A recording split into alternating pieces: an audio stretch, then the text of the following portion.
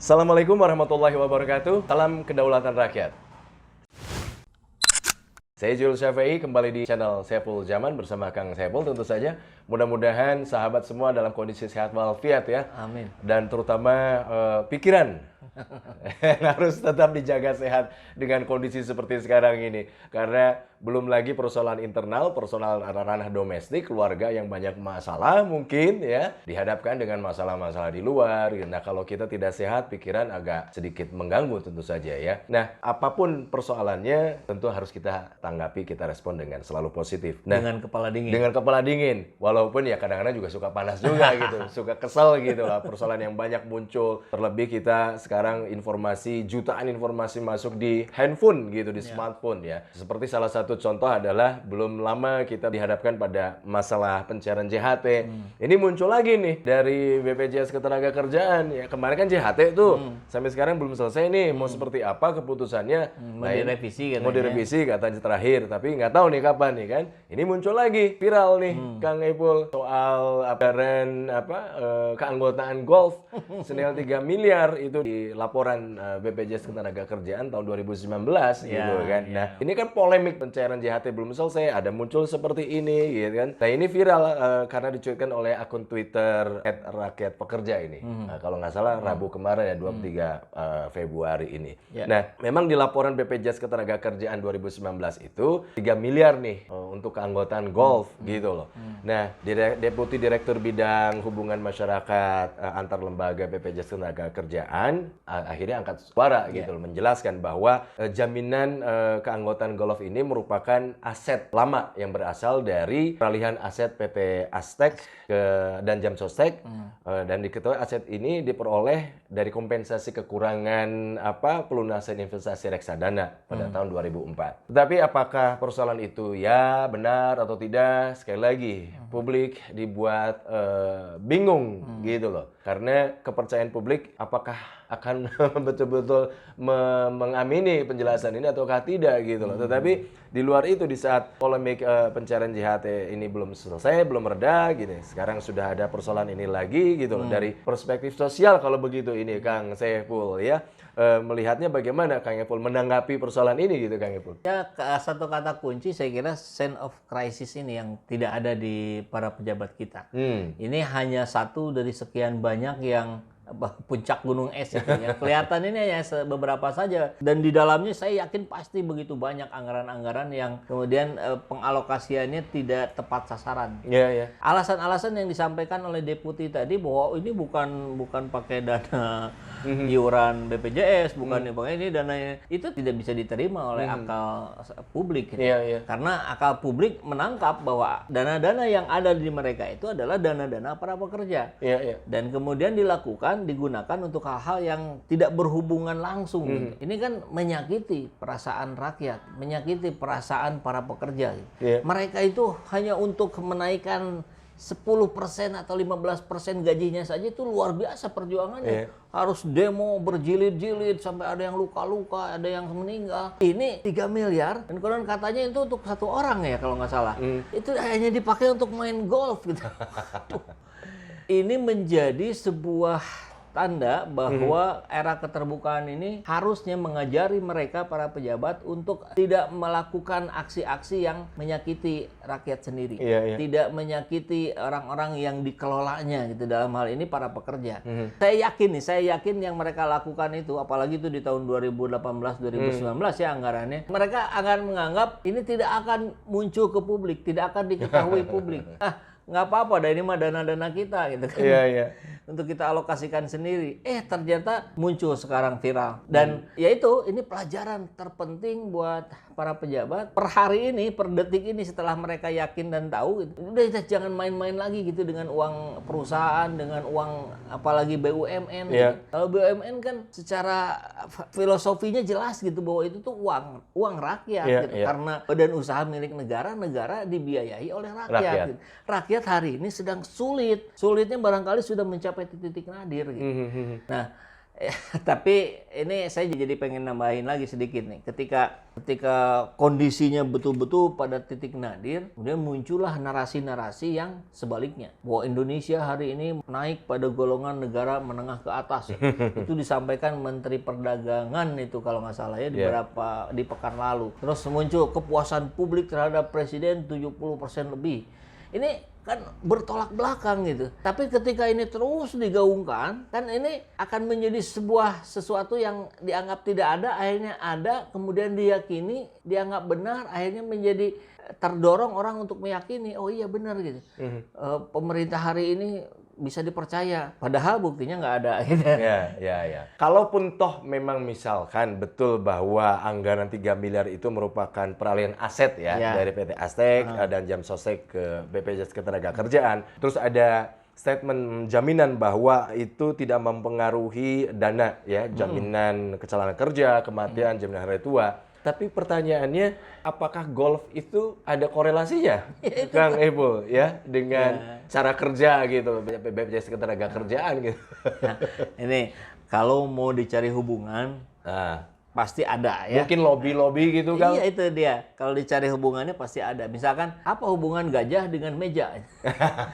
Gajah suruh naik ke atas meja, maka meja itu akan berhubungan dengan gajah. Gitu. Nah, itu hubungan yang dipaksakan. Dalam konteks golf misalkan, kan golf itu bagus untuk melatih kesabaran, untuk fokus gitu kan. Banyak dalil bisa dikemukakan. Tapi tetap dalam konteks ini akal publik yang muncul di masyarakat itu tidak bisa dibantah dengan kata-kata seperti itu. Terus harusnya gimana? Harusnya dana itu dimasukkan saja ke kas BPJS. Kalau itu bisa menjadi sebuah daya baru untuk meningkatkan pelayanan terhadap pekerja, kan pasti lebih bagus. Walaupun mungkin 3 miliar kali sekian orang misalkan 50 jadi 100 miliar itu tidak terlalu besar dibandingkan aset yang secara total triliunan. Tapi bicaranya adalah dampak gitu. Ini dampaknya apa nih gitu kan. Kalau anggaplah tadi misalkan dianggap golf ini untuk lobby-lobby. Ya lobby-lobby siapa ke siapa gitu. Nggak ada hubungannya juga dengan pekerja. Iya. Tapi memang kalau misalkan dalam konteks investasi gitu loh. Dana masyarakat kemudian diinvestasikan kan dikelola dalam bentuk investasi. Itu kan butuh lobby-lobby juga, Kang Epul. Iya. Tapi balik lagi tadi, logika publik tidak bisa menerima alasan-alasan yang seperti itu. Karena itu kan bisa dilakukan tidak harus melalui dana-dana yang ada dikelola mereka. Gitu. Kalau dananya dalam pengelolaan mereka, kan mestinya fokus pada si pekerjaannya itu. Dampaknya harus langsung gitu. Kalau tidak langsung itu nanti yang muncul adalah pembenaran atau mencari alasan. Yang ketiga menyalahkan pihak lain. Barangkali di sini yang ketiga tidak ada nih. Tapi dua ini yang terus dimunculkan. Gitu.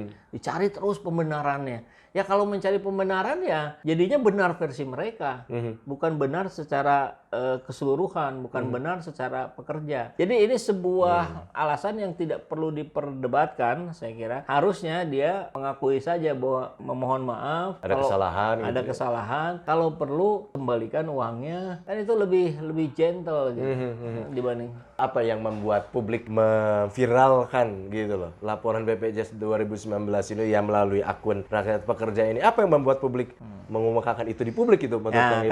Kan bukan dia saja ya, banyak netizen masyarakat yang memviralkan kasus-kasus ketidakadilan di masyarakat. Nah, ini adalah bentuk dari perlawanan rakyat terhadap kekuasaan yang dianggapnya zolim. Kan yang kita harus terbuka saja. Beberapa orang menganggap oke lah pemerintah ini bagus gitu kan. Ada beberapa orang lagi yang menganggap nggak becus. Ada berapa kalangan lagi sekian persen mungkin yang menganggapnya juga sudah zolim. Karena ini sudah ditekan-tekan mereka malah asik-asikan gitu. Nah, kemudian hari ini kita difasilitasi oleh media sosial yang begitu mudah untuk kita akses, begitu mudah untuk kita publikasikan. Tidak harus menunggu Kompas TV mengangkat gitu kan, TV One dan seterusnya. Mereka bisa secara inisiatif sendiri bisa melakukannya. Dan itu adalah bentuk kekecewaan yang sudah menumpuk dari masyarakat. Bentuk kekesalan, bentuk kemarahan. Dan ini positif. Kalau saya secara pribadi mendukungnya. Karena kekecewaan, kekesalan, kemarahan kemarahan itu dalam konteks psikologi itu bisa membuncah menjadi kriminalitas, ya. Bisa menjadi aksi-aksi yang tidak masuk akal gitu ya. Kalau kita lihat dalam hubungan tindak kekerasan segala macam itu kalau konflik hubungannya antar masyarakat. Nah, tapi ketika hubungannya rakyat dan negara, justru rakyat ini lebih memiliki kendali emosi gitu. Nah, kendali emosi ini dikelola sehingga munculnya adalah yang seperti ini. Oke, viralkan aja deh. Biar mereka tahu, munculin aja deh. Saya kira itu positif dibandingkan kemudian misalkan menggeruduk kantor BPJS, bawa batu, lempar gedung, kan bisa aja begitu bentuk kemunculan emosi itu. Ini enggak gitu. Jadi sisi positifnya di situ ya menggunakannya. Nah, tetapi akankah publik menjadi percaya dengan penjelasan dari pihak BPJS Ketenagakerjaan itu? Nggak mungkin. Artinya gini, publik pasti akan menganggap apapun dalilnya, anggaplah alasannya bukan yang tadi, tapi alasan lain yang dipakai. Itu tetap saja pembenaran. Gitu. Cara-cara untuk membenarkan ketidakpatutan yang sudah mereka lakukan. Jadi tingkat kepercayaan publik malah justru menurun ya. Semakin banyak dikeluarkan dalil pembenaran, rakyat semakin tidak percaya. Tapi saya setuju tadi Bang Ipul menyampaikan bahwa media sosial ini ketika dipergunakan untuk hal-hal yang positif, menyampaikan kritik, asal dengan kritik yang membangun. Kalaupun toh misalkan menyertakan data yang akurat, yang valid gitu kan. Kita akan ketemu lagi di edisi berikutnya dalam channel Saiful Zaman. Semoga ini menjadi pembelajaran buat kita semua. Sekali lagi, dari setiap akhir saya selalu menyampaikan bahwa ini bukan bermaksud untuk menyudutkan satu atau beberapa pihak, tetapi ini diharapkan menjadi edukasi bersama tentu saja dan literasi bersama. Saya Zul Safei, salam kedaulatan rakyat. Wassalamualaikum warahmatullahi wabarakatuh. Waalaikumsalam.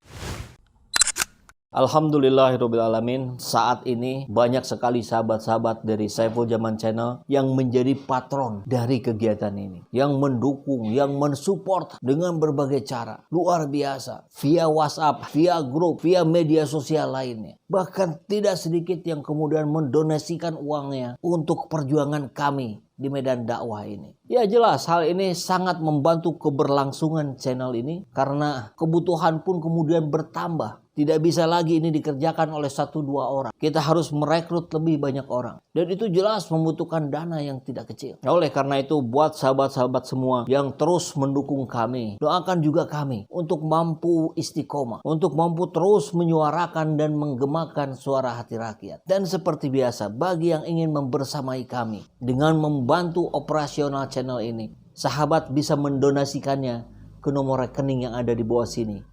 Dan silakan untuk mengkonfirmasikannya ke nomor yang ada di sini.